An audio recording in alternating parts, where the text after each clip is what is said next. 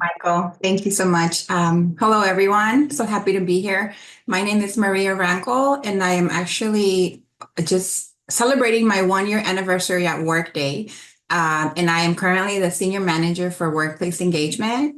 Prior to that, my career was at Gilead Sciences, which is a pharmaceutical in Foster City. We are in California, and so is Workday. I am in the headquarters in California. And before that, at Gilead, I was there for almost 20 years. I am more on the real estate and workplace and facilities operations side. However, as we all know, when it comes to workplace engagement and employee experience, it is a partnership that happens not just with HR, but with multiple stakeholders across organizations. So I was able to help leverage all of those experiences, and we were able to build out a great experience, not just at Gilead, but currently at Workday. We're actually focusing a lot and rolling out a lot of great initiatives to help partner with our HR. Thanks, Maria. Christy, do you want to go next? Sure, Christy Gilhoy. I currently lead an employee experience function for mergers and acquisitions at Cisco. So my job is to bring in companies into the larger ecosystem of Cisco and really introduce them to our culture of recognition, how we do things. And so it's really important for me to make sure that employees are inspired and feel connected, especially if they're coming from a company of 20 or 100 into a company of over 80,000. And I have a lot of experience in launching recognition programs with Dr. Bob and with Michael, and I'm just really, really passionate about this topic. I'm based in San Diego, and yeah, I'm excited to talk about this topic today. Great. Julie, over to you. All right. Hi, everyone. Julie Lyons. I am a Global Wellbeing and Recognition Manager at Kohler Company. I've been at Kohler Company for 10 years this year. Most of my time has been building out our U.S. wellness program. And then over the last 4 years or so, my role evolved to global well-being, so building well-being outside of the U.S. and then also recognition globally. And I've just fell in love with the space. I am so passionate about the topic. We're doing recognition today, but so many opportunities to do it better. We're in the process of launching a global recognition platform that'll launch next year. So I'm excited to learn from the panel today as well and have this conversation. All right, Madeline. My name is Madeline Desjardins. I currently serve as Global Senior Director of Internal Communications and Employee Engagement at WalkMe, which is a digital adoption platform.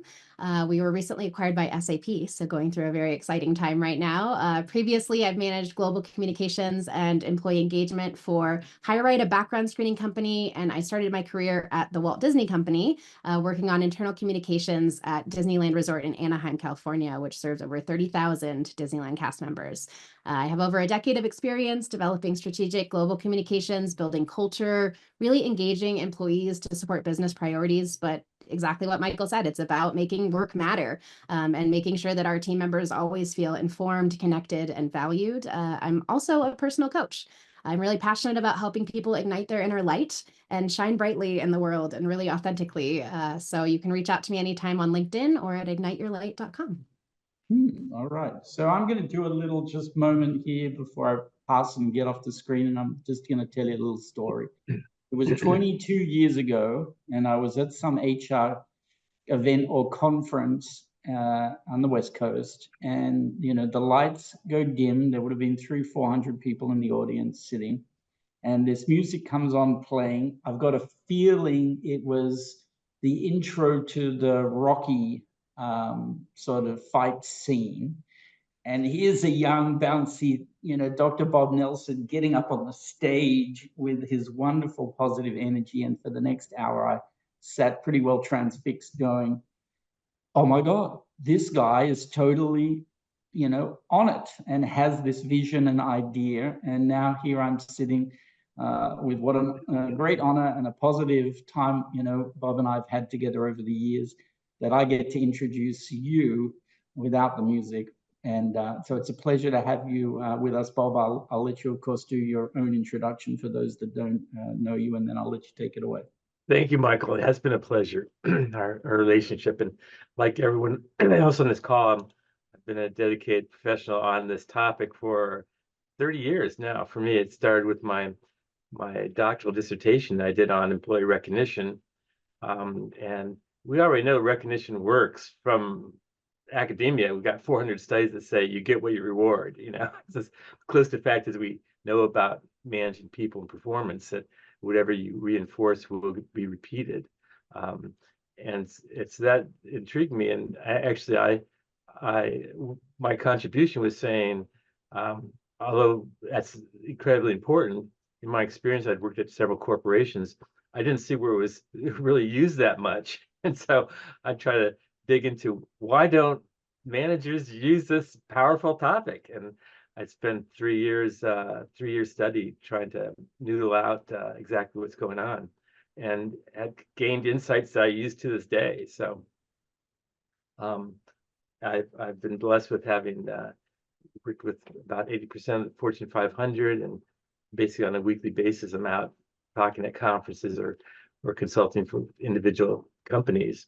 And I'm excited about this because we don't do this often enough, to tap into experts that are doing this. We've got a lot of expertise in this room, and I counted up that the folks here represent over 150,000 employees, and essentially their motivational attitude and coming to work every day. And so it's quite a responsibility, I feel, and quite an honor, but also responsibility to do it as best as possible for the employees and for your employer.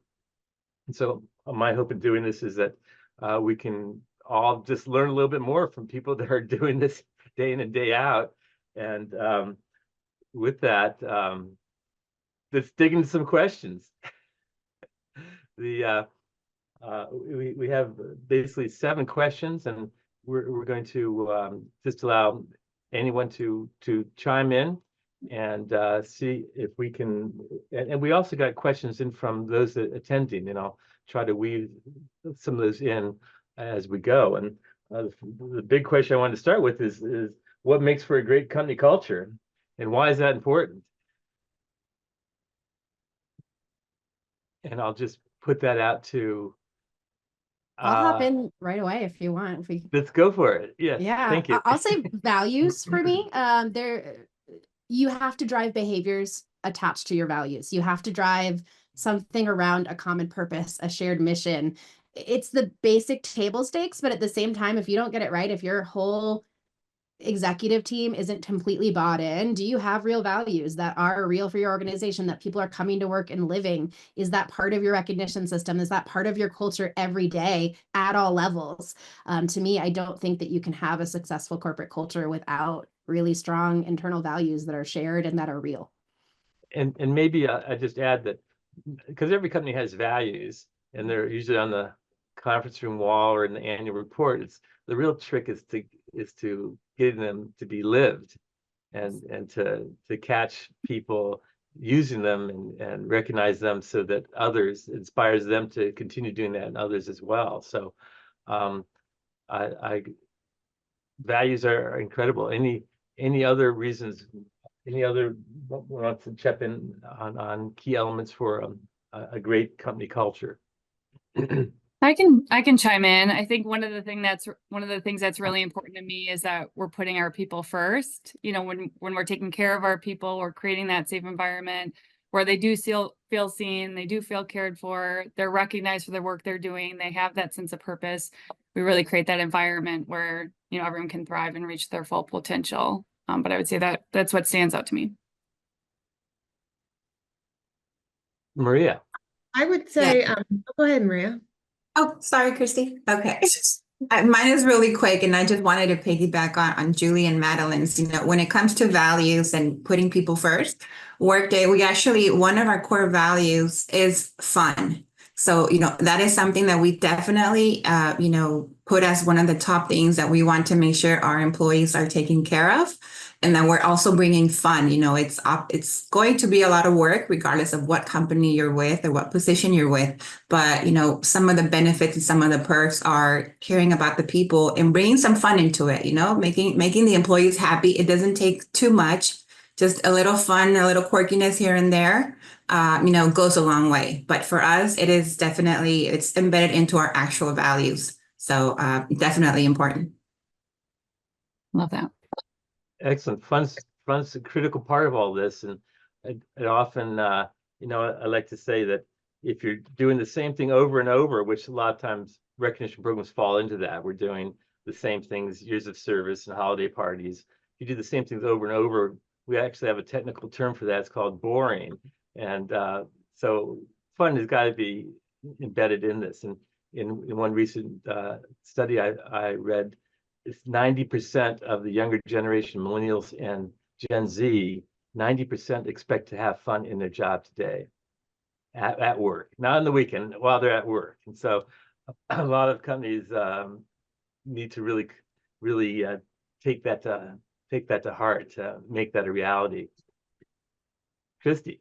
I was going to piggyback on what Madeline said, and I've definitely seen people, like you said, Bob, their values are on the wall. Sometimes people have to Google them, but if you can make them fun with a Giphy or an award or something. I was just working with a team that has a goat, greatest of all times trophy, and that goat makes its way around the office, and it's a visible, playful way to celebrate people doing well on a weekly basis, right? Not just on the quarter, not just on the service anniversary, but that real consistent muscle of recognizing the cultural values. And work into daily interactions. Yes, Absolutely. exactly. Absolutely. Well, let's move on to the next question, and that would be, how do different companies define and practice recognition?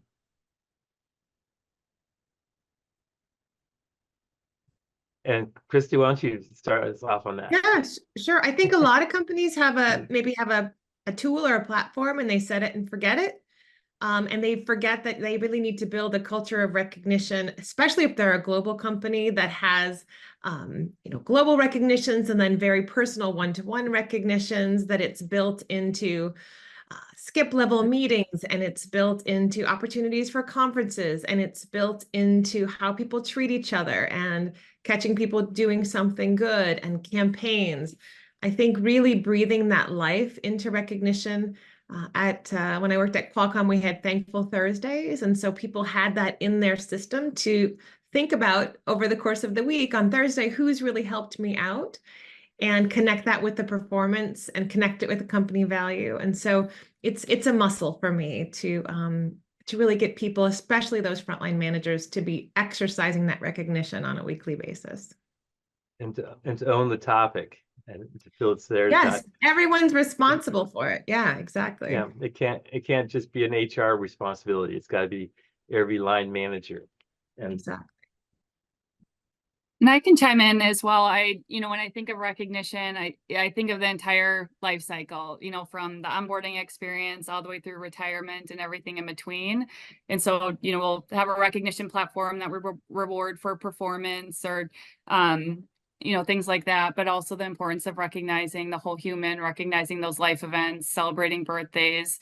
If an associate loses a parent or loved one, sending flowers, like just being there for every moment. And then I loved the comment about keeping the fun. I lead our building committee. And so it is also important to have that social connection and connect and recognize each other throughout the year. So we do potlucks and, just try to keep the fun in it as well. But it really is all encompassing and so many recognition moments throughout an associate's or an employee's tenure. And I'll add that we're in this very hybrid world right now. So a lot of folks are in the office, a lot of folks are virtual. Almost all of us, I think, are in global companies where we're dealing with people all across the world. So by nature, it's going to be virtual in some ways. And so I think too, really looking at what that virtual community looks like, thinking of your company as, it's all these little office communities and these pieces, but then also what does it look like as for us, it's One WalkMe. Who are we as One WalkMe? That's one of our values. And what does that look like in a virtual space where we can all come together across geographies, across time zones, and celebrate each other, which for us, we are actually on the WorkProud system. We call it WalkProud. So we did our own little naming convention around it and everything. We had a contest. 2 letters will make all the difference, let me tell you. So it's WalkProud for us. But We have about 1,000 employees globally in many, many different countries, and we have over 2,000 recognitions a quarter. We just launched earlier this year, and we have over 82% participation. Our entire company is on board. This is truly taken off, and one of the reasons that it has is because we empower every individual. So we give 10 points, which is $10 a month to every single team member at WalkMe. We made a big investment in that. So that everybody can reward each other. So it's not just a leader saying, hey, good job.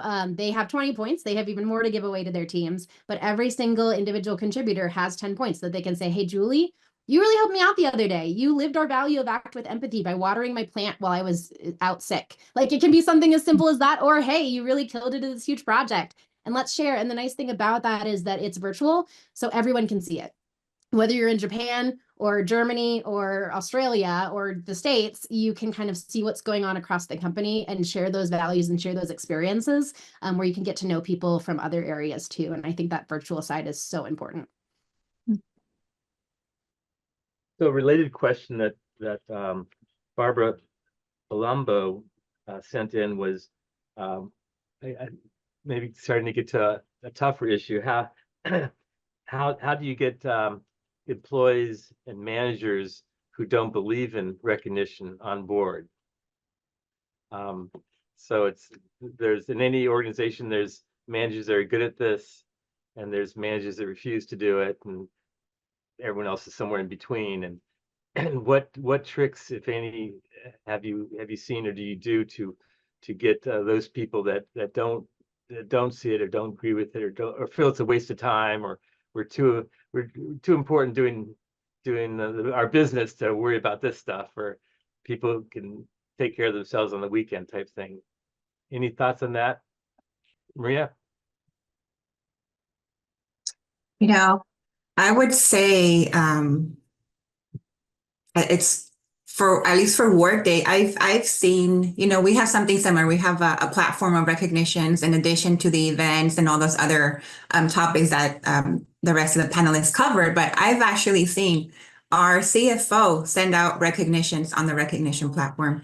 So I would say that if it's something more personal, I would think that would fall into additional training, mentoring, maybe trying to make that manager understand, why, their personality. It could be that it's not that they don't believe in it. Maybe it's just not the type of personality they have, right? We have very different personalities. Some people, it's just not their thing to be bubbly or, be vocal and be like spotlight.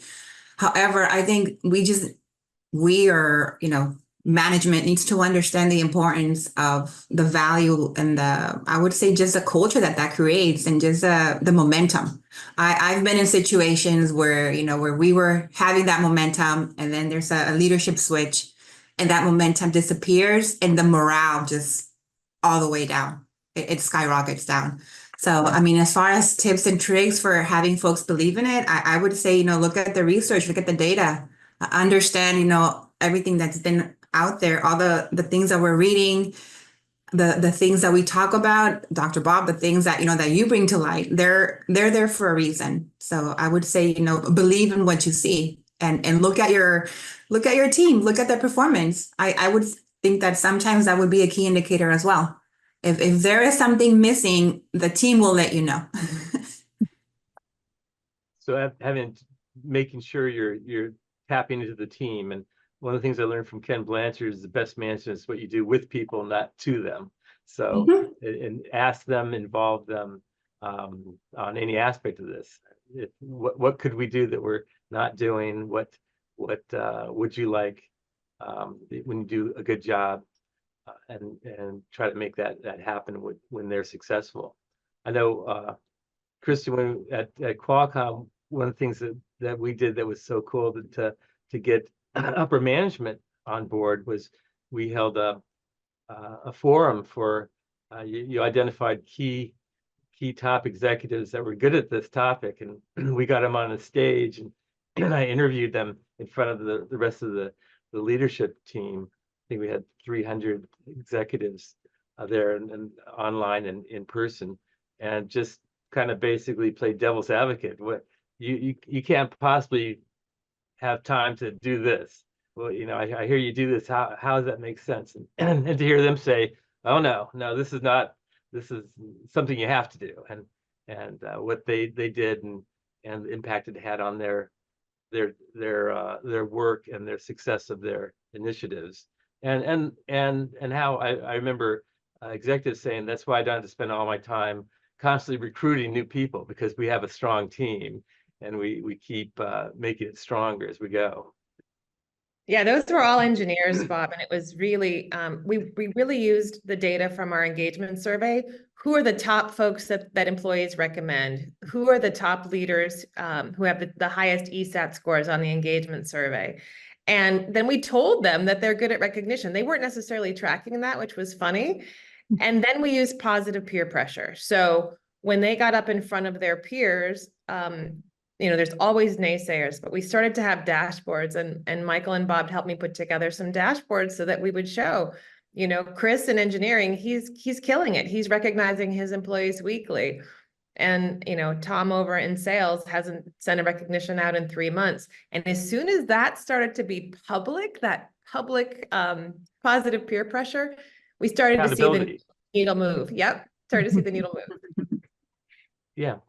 And I think that's so critical, because for a lot of managers that could be good at this topic, and other people other than their direct reports may not see it. So they may not even know that they're doing it, and they're good at it. So I think shining a light on that, on those people that are a good role model, can help to inspire other leaders. Michael. It's okay? Yeah. Okay, good. So I would like to share an observation, I may have seen the most programs sort of deployed across large numbers of different companies.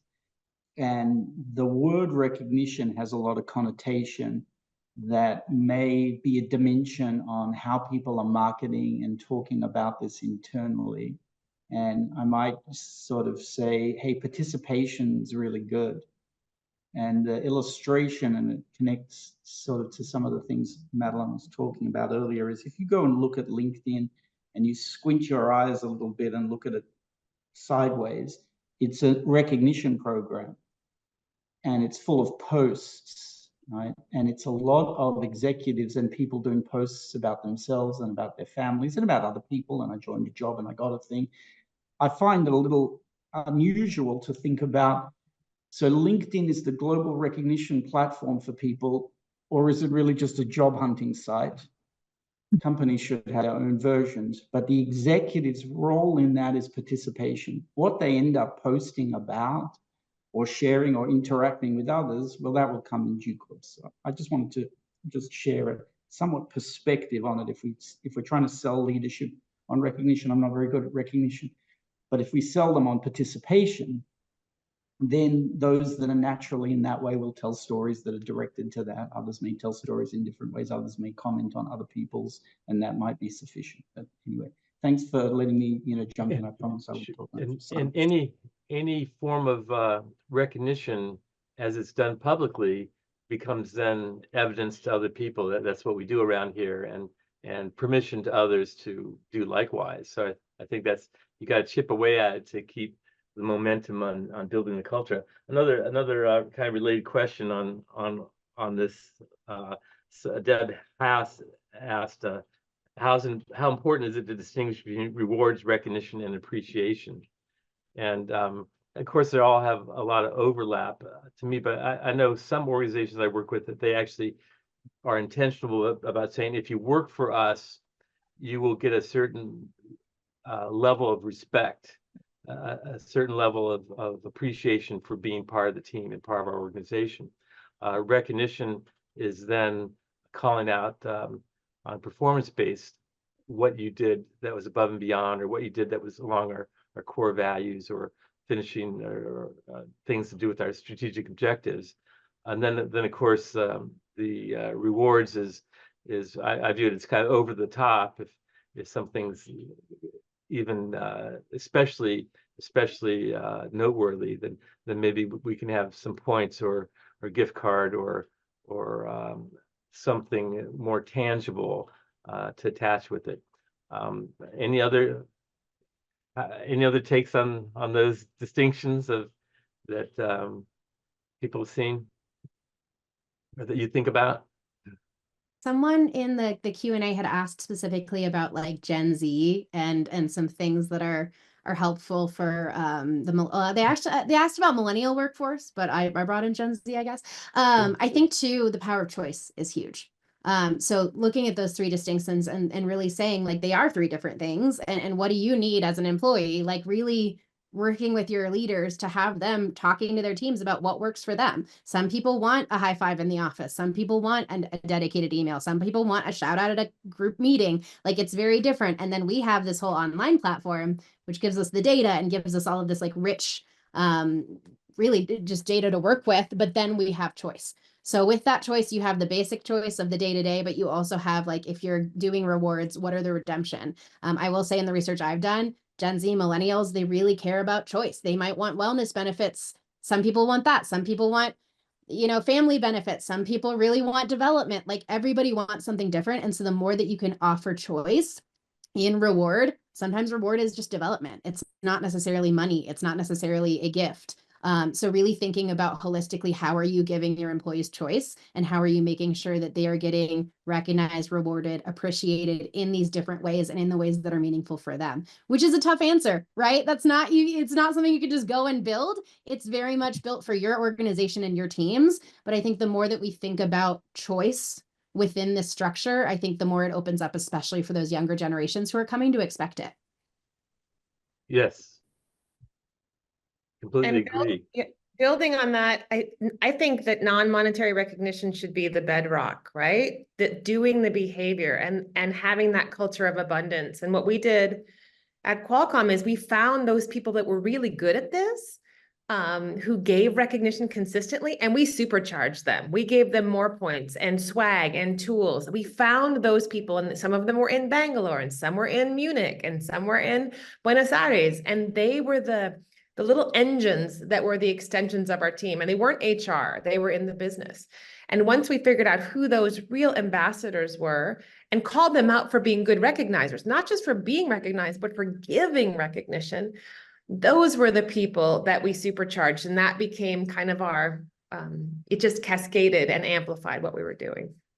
And you if I recall, that you held them responsible to make sure they're bringing the topic up in their area, their department or their area on our status updates, that they would chime in on what we're doing on recognition and take questions, that type of thing. So exactly, gave them slides, gave them tools so that we didn't have to, as HR, be in all of those meetings, that we could count on our extended network. And it was magic. It really was. If I recall, you even had an 800 number that they can call in with questions.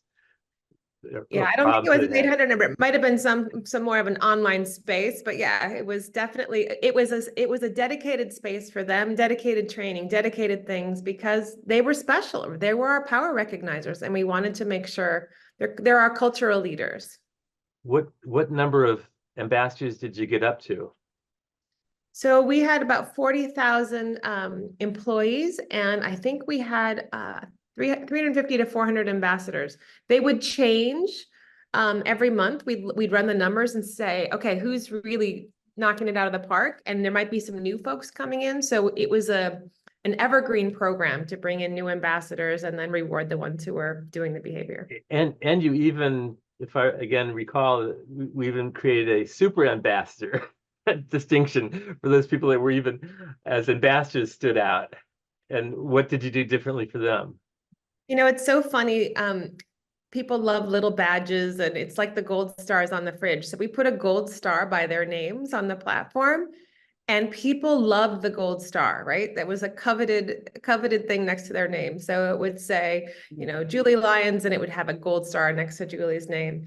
And that indicated to people that person was a super ambassador, and it was really fun, playful. It was that fun piece, right? Was that with on their email addresses had the star, or where was the star at? Right after their name on the platform, on the WorkProud platform. Michael, you're trying to jump in. Yes, so I would like just a quick interjection, that is, in the world of social media sites, the content generators are a very, very small percentage of the participating population. And in the same way, the ambassadors are the social media content generators to reflect and represent the culture that the company is looking to create.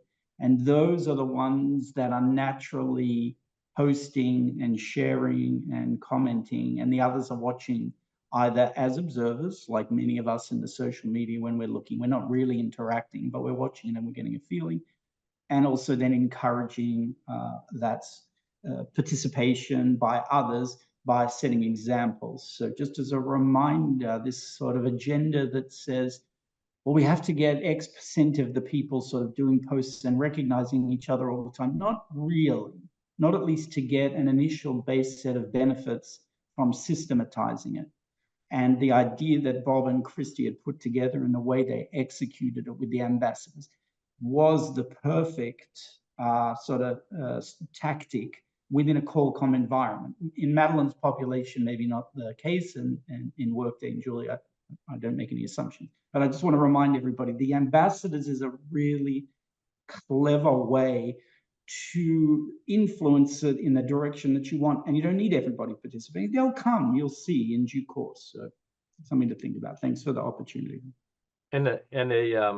Often, so I know initially you asked people that you knew were good at it, Christy, but people that could volunteer as well if they were so moved.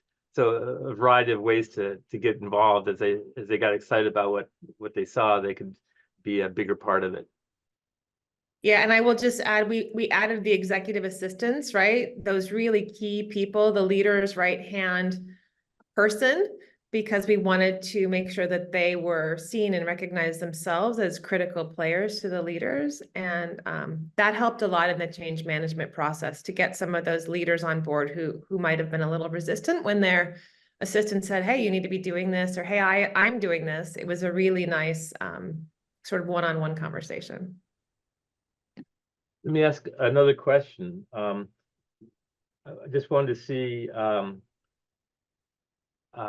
if anyone had any real world examples of how recognition drove performance and positive outcomes in their organization, like specifically, because a lot of what we travel in is the successes, and as you identify those more, you are apt to get more of them. So just wanted to tap into any specific successes that any of you can point to in your organization from this topic.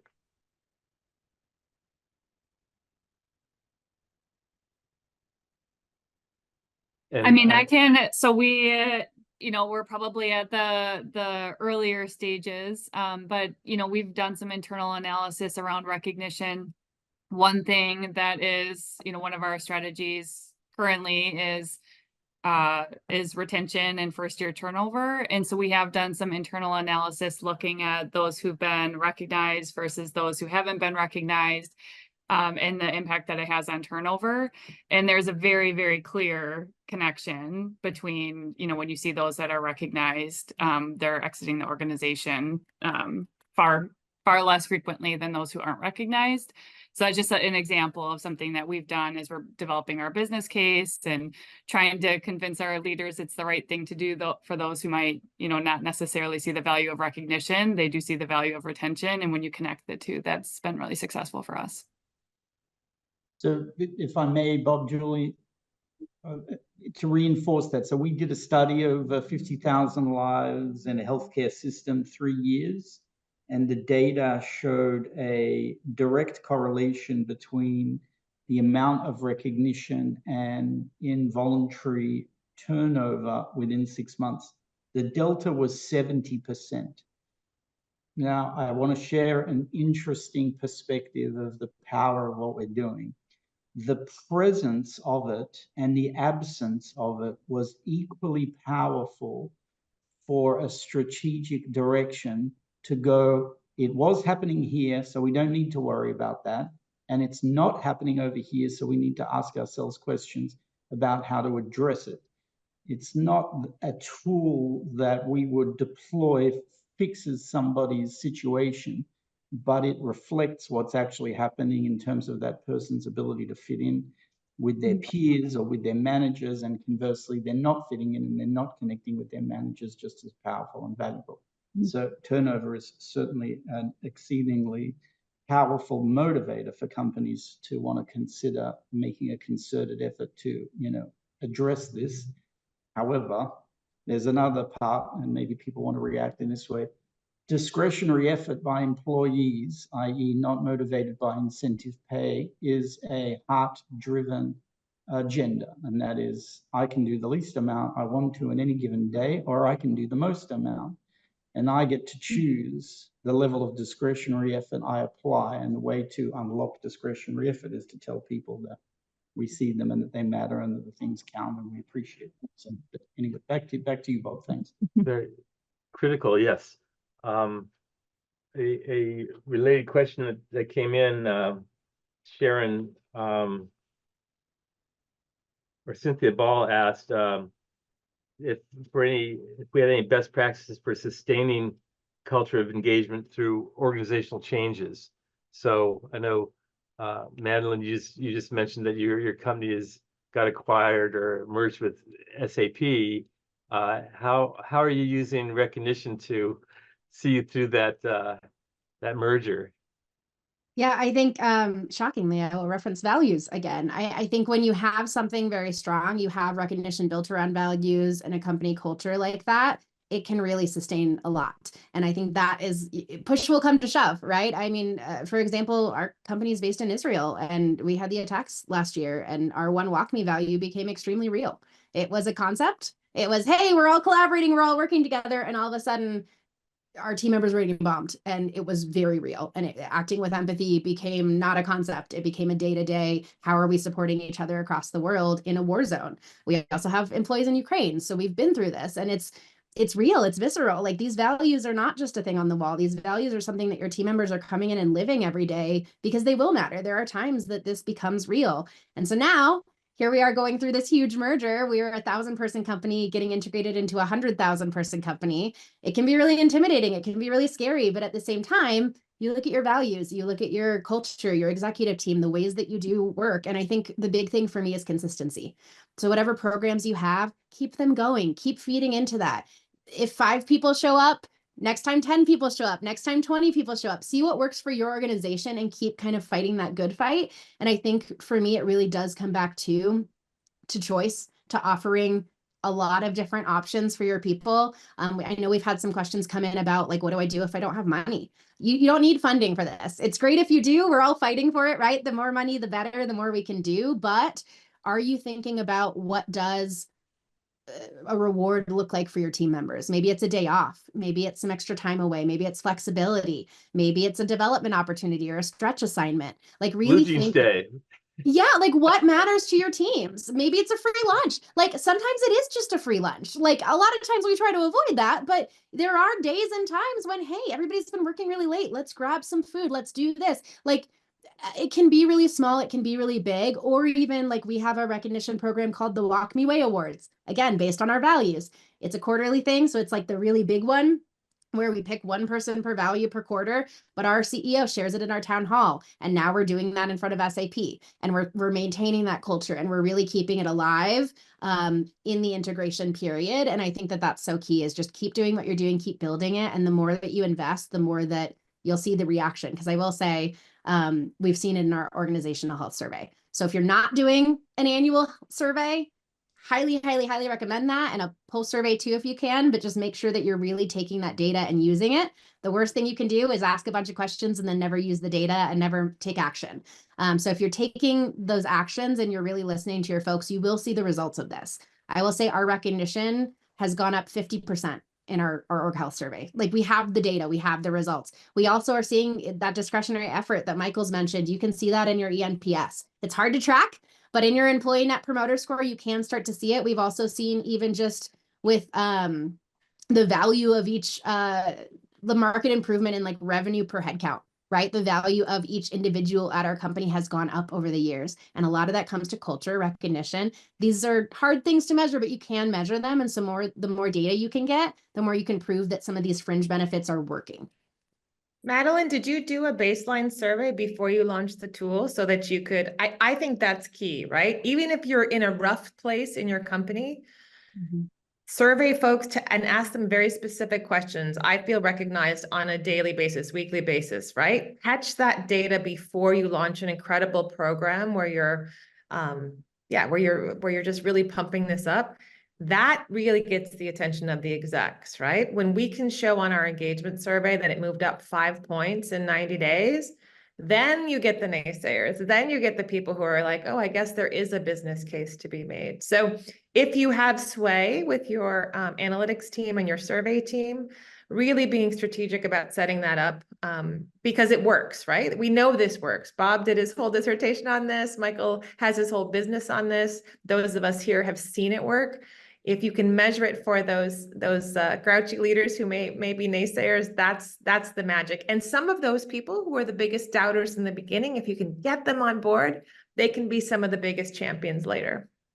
That's what I found to be the case too. It always surprised me too, the people that are the most outspoken against it, if you convert them, they're just outspoken individuals basically. And now that they'll be in favor of what you're advocating. And it's really key to convert a few of those people in key positions.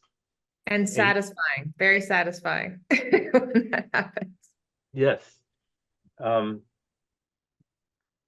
We go back to other questions here. So any strategies, this is a big topic that I know we all spend a lot of time with, strategies for gaining approval and support for recognition initiatives from top management. Let's talk about that for a moment, and especially or including financial support for the whole initiative. What have you all seen work well in that regard? Actually, go ahead. Oh, so go ahead, Dr. Bob. I was just going to say that I can speak a little bit about, what I've seen. I think it all goes back to the surveys, honestly, and the data. So for Workday, we send out a weekly survey, which is called the Pecan survey. And we gather the data, and we actually have monthly meetings where we present that and we roll it up to the executive teams. So each site leader for all of our, I think we're at 88 sites at the moment globally.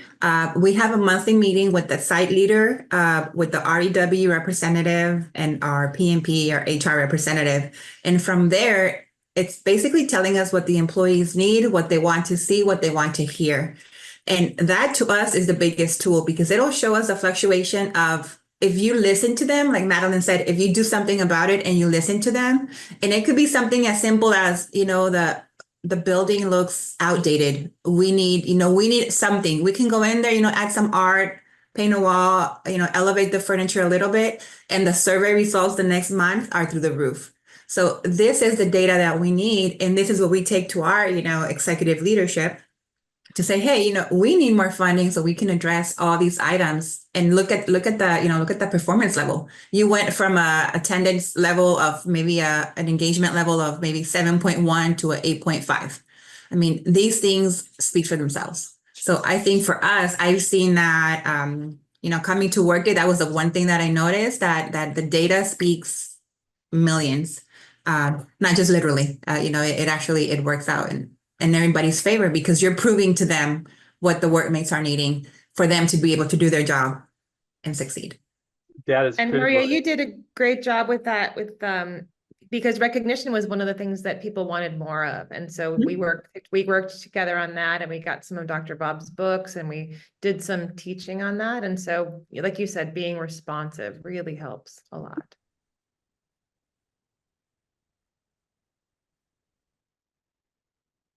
Data is key, showing the results, and I also the payback. I know one HR executive that said, whenever I ask for money from the executive team, I always make sure to give them financially what they're going to get back. So I might need $100,000 for this, but we're going to save $300,000 in retention, for example, and then proving that case that it says always hand in hand. It's not just asking for more money, because as a staff area, you may not get it unless you can say, here's the return that we're going to have. And we've just gone through that process at Kohler as well. And, I mentioned we're just about to launch our global recognition platform next year, but to get to this point, we had to go through the business case. And I worked with our analytics team, I worked with our VP of compensation, our VP of global benefits, and we basically built out the business case of using very, very, very conservative estimates and looking at data. Dr. Bob, you have tons of data, Gallup, it's all out there, right? But we did our own turnover analysis, so using our own data. So, we thought we wanted to avoid any executives questioning the validity. So we did our own internal analysis, and no matter how we looked at it, how conservative our numbers were, we were still seeing, 3 to 4 times the return if we do it right. And so, yeah, it helped us get the project across the finish line, going back to that business case. I want to ask the panel members a question related to this. I think it's interesting perspective. Why do you think, given the money is usually not significant and certainly relative to other, human resource costs, compensation, salary, benefits, this is tiny money? Why do people, you think, struggle with the question of, we should do this? Gen Y, Gen Z spend the time on their phones, mobile, social. People, the executives are in LinkedIn, they're doing it there too. Everybody's doing recognition. They're just making, why do people struggle with it? I don't know, Julie, if you want to react to that first, that you had to work so hard to make this case. Why? I would say, and, a few years ago when we were going through the business case, we had to sell recognition, why we want to double down, why we want to increase investments. We were already doing recognition, just opportunities to do it better. I would say where we are now, it really is coming down to, it's the right thing to do. It's the right thing for our people. We care about our people. And so I'm hearing from the top level of the organization, they are 100% invested, committed. But it did, we first had to sell kind of the importance of recognition and, how it connects to, just to our, business goals and objectives. And I think now they are seeing the value, and it is becoming just the right thing to do, and taking care of our people and making sure that they do feel seen, valued, heard, cared for, for the work that they're doing. Michael, I think some of what happens on an ongoing basis is that one of the challenges of this topic is because it sounds simple, because it sounds like common sense. It's like, do we really have to have a program around this? Let's just tell people to do it, And so I find, we'll do the email, but then if the email doesn't work, then we've got to dig in a little deeper and to have it take root. Because if you just leave it to people's discretion, you could see, from your own results, any way you look at that, most employees don't get it. Only about 12% of employees say they feel recognized in specific, meaningful ways when they've done good work. And 3 times as many, 34%, say that the stuff that we do around here for employee motivation and morale doesn't speak to me. I don't need to go to the holiday party. What speaks to me is that someone telling me specifically what I did well and the impact it had on our operations and our goals, our values, that type of thing. So I think unfortunately there's still a lot of in that arena of saying. I remember I was on my way in Denver to one company, and I got a call from the person I've been working with, said, "Don't come." The CEO said, "I'm not going to pay someone to tell us to do stuff we should be doing already." Okay, And unfortunately, I just feel a lot of upper managers, unless they've been exposed to this and seen the case has been made to them, or they've had a personal experience, they're in that camp of, we're not going to waste money on something that's not a core business thing. So it's making that case to them to say that it's not frivolous, it's not just fun and games. It can be fun, it is fun, but this addresses a serious aspects of the business. Other thoughts on that? Some of it's generational. If people grew up in the Gen X or baby boomer era, it may be harder for them to interpret, that people need such consistent recognition, but people are also moving way faster than they used to be, and they need a lot of feedback We also noticed that when we launched a global program, our counterparts in Asia just took off like wildfire. And our folks in Europe were just a little more reticent, a little less playful, a little more skeptical. Those Germans. Those Germans. Well, I didn't call them out, but then once they saw the results of it, then they, like you said, they were big advocates. So it's very much a change management exercise and trying to figure out who your stakeholders are. It sounded like Julie did that. She traveled around to different groups.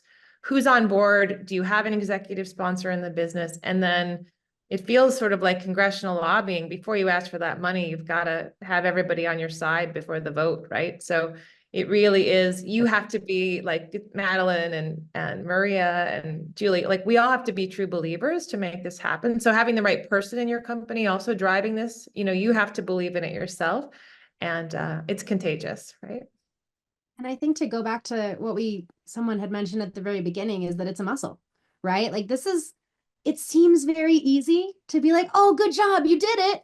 That's not really recognition, right? Like we really have to be intentional. We have to be quick. Like there's all of these nuances to really doing it well. And I think that it's a muscle that you need to share with your teams. You need to help your, especially midline managers. Are they getting all the tools that they need to be able to recognize well? Do they understand what that means? Like host some things within your team and really culturally start to tell that story and start working on those muscles for your leaders and acknowledge that it is a skill. It is something that they need to hone and that is part of their identity as a leader. And if you focus on those leaders, I think too, it's a great way in. And it's really building that culture and buffing up those muscles over time. It's not a one-day process. It's a very long culture, takes time. Trees take time to grow. And so really focusing on that and building it up. Go to the gym a little bit with your team. Sharon Cranch asked, how do I encourage managers and supervisors to allow peer recognition and not just say recognition's top down, but how can we give everyone sell the case on allowing people to acknowledge each other? Anyone have any thoughts on that or experiences that relate to peer recognition? From my perspective, I feel like it's a big miss if we don't allow that peer recognition.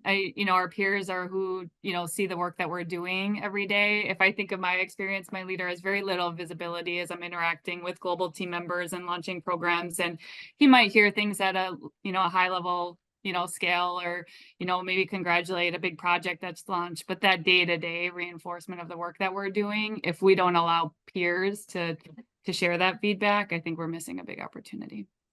And you have to think your individual contributors are your future leaders. So if you're not teaching them how to recognize day to day today, they're not going to know how to do it tomorrow. So I think it's in recognition. You want it from your leader. You want it from your peers. You want it from the people you're like, it's important that it's holistic. And so I think you're missing a huge, huge part of that cultural power of recognition when you're not looking at all the options. All right, so I'm going to have to jump in as much as I would love to hear everybody's responses to that, just to sort of bring it to the end of the hour. Firstly, to thank Bob for bringing this wonderful group together, and Marie, Christy, Madeline, Julie for your time. If people are interested in other approaches, some materials, some tools to help sell to leadership, please don't hesitate to come talk to us and we'll certainly help. But I'll also be, as a follow-up, one as a way to sort of say thanks to everybody's interest and time, sending out a copy of Bob's book or one of his books. We'll send out an email. We will also include LinkedIn contact information for Julie, Madeline, Bob, Maria, and Christy. So feel free to direct any questions to them separately. But I think I can speak on behalf of everybody that's attended today and those that'll see it in the future. Some, great messages and insights, certainly some tools, some acknowledgement that all of us are feeling similar challenges. We're trying to how to get these things, through. I think if I did ask everybody, does everybody feel that they did well when they built a really good program and saw it deploy? Put your hands up. I would certainly say that, we've seen it wonderfully and they become self-sustaining and then they kind of grow their own way, sort of, they form their own shapes like a sort of tree growing. But the net positive is significant and impactful. And actually, I think the costs, generally speaking, will come down over time anyway. So you get a bigger, return as it goes along. I'm very excited to share our next speaker who will be with us next month, Steve Brown. He is the Chief People Officer at La Rosa's Pizza, which is a big pizza chain. And so we hope you'll all join us. But thank you on behalf of the team at WorkProud for spending time with us and for what you're doing in the workplace in terms of, carrying the mission and making work a sort of fun, more meaningful place. So appreciate it, everybody. Have a good rest of the week. Michael, thank you for hosting. Yes, thanks. Thanks, Dr. Bob. Thanks, Michael. Thanks, team. Thanks, I everyone. don't think we get a chance to do enough of this. Thank you all so much. Bye. Thank you.